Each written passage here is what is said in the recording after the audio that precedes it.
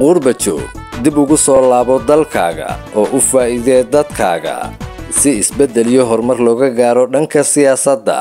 dhaqaalaha waxbarashada iyo dhammaan arrimaha bulshada ee kale khibradaada iyo dhaqaalahaagu waxa ay muhiim u tahay kobcinta wacyiga iyo waxqabsiga bulshada gudaha runtii qurbajoogta ama dadka oo dhanba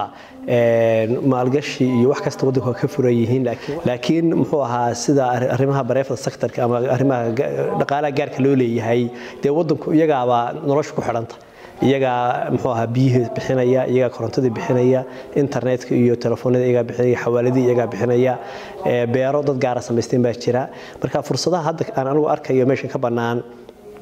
oo aan aad maskaxda ugu jiro waxa kamid ah in dadka qaybtooda ay keensadaan kambaniyo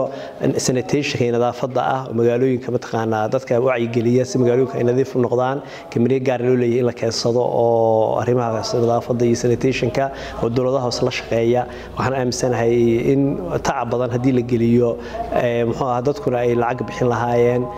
nolosha dadku iyo nadaafada iyo caafimaadkuna u hagaagi lahaa waxa kale oo ka banaan muxuu ahaa beerihii oo wadanku waa wadan dihin wadanku dhow waa qurux badan yahay in muxuu ahaa biyaha sanadka biyaha la qabto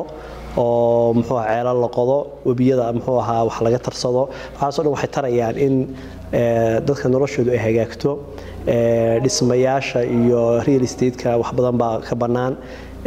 waxbarashada iyo in dadka waxbarashada sare loo qaado muxuu ahaa fursadaha ka banaan caafimaadka fursadaha ka banaan qof alaale qofka xirfad yaqaan ama lacag haysta oo dad muxuu xirfadayaal ay la shaqeeyaan wadanka waa wadan dihin wax kasta hadii siyaasadda lagu heshiiyo noloshuna way hagaagaysaa arrimaha gaarka loo leeyahayna way hagaagayaan fariimaha iyo warbixinaha xarunta hadaf